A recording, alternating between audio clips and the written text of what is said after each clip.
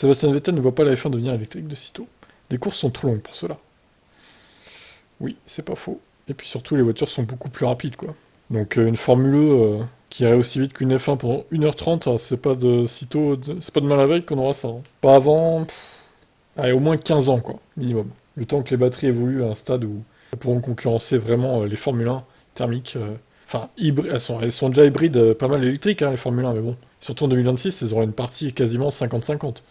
Mais bon, il y a quand même l'essence qui sera toujours là pour faire générateur du moteur électrique notamment. Donc Vettel, la F1 a toujours été la pointe de technologie.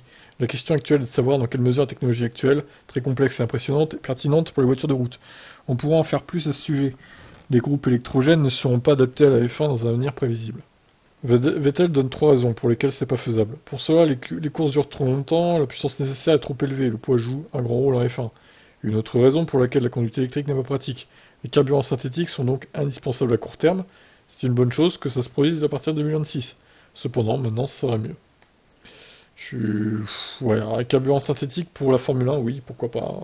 Moi, je répète que les carburants synthétiques, par contre, pour les voitures de tous les jours, ça n'a aucun sens, puisque ça pollue autant à l'usage. Alors certes, à la création du carburant, ça pollue moins que le pétrole, mais bon, à l'usage, et puis surtout le prix au litre.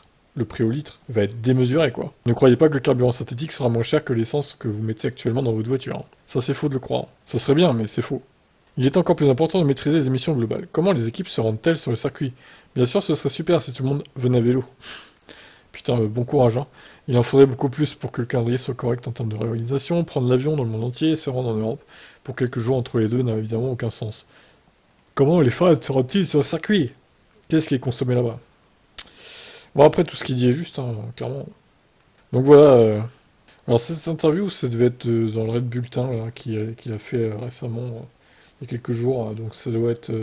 C'est morcelé en plusieurs articles, j'imagine que c'est comme ça que ça s'est passé, quoi. Donc, on verra s'il a dit d'autres choses dans les jours qui viennent, notre ami Vettel. Qu'en pensez-vous? Ciao.